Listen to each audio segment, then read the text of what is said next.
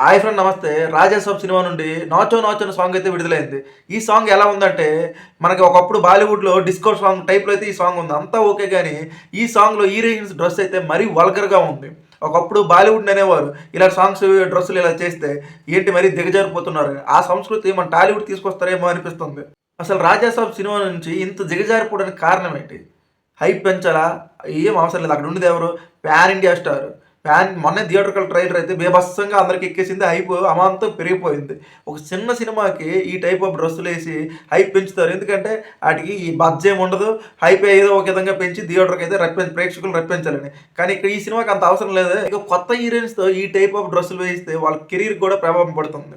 మొదటి 1, 2 సినిమాల వరకు అయితే ఓకే. గ్లామరస్. కానీ లాంగ్ లైఫ్ అయితే ఇలాంటి డ్రెస్సులేస్తే ఎవరు తీసుకోరు. ఉదాహరణకి 'కీర్తి సురేష్' 'నేను శైలజ' సినిమా నుండి 'మహానటి' వరకు ఆమెకి ప్రతి ఒక్కరు ఫ్యాన్ అయిపోయారు. ఫిదా అయిపోయారు. 'మహానటి' తరువాత ఆమె కూడా ఫ్యాషన్ డ్రెస్సులేసి ఫ్యాషన్ రంగంలో దిగినట్లు దిగింది. అలాగైతే ఆమె క్రేజ్ అయితే కోల్పోయింది.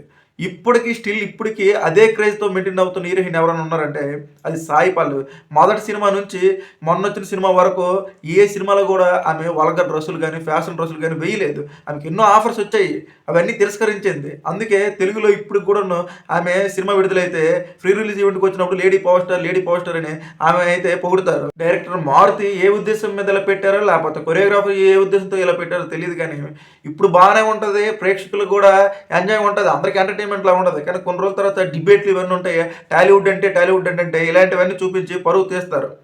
టాలీవుడ్ అంటే మనకి రాజమౌళి 'బాహుబలి' సినిమా తర్వాత ఎక్కడికో పెంచారు. కానీ ఇలాంటి డ్రెస్సులు, ఇలాంటి ఫ్యాషన్ షోలు, ఇలాంటి ఎక్స్‌పోజింగ్‌లు చేసి టాలీవుడ్ స్థాయిని దిగజార్చకండి. ఇలాంటి మరిన్ని ఇంట్రెస్టింగ్ వీడియోస్ కావాలంటే నా ఛానల్‌కి లైక్ చేయండి, సబ్స్క్రైబ్ చేయండి.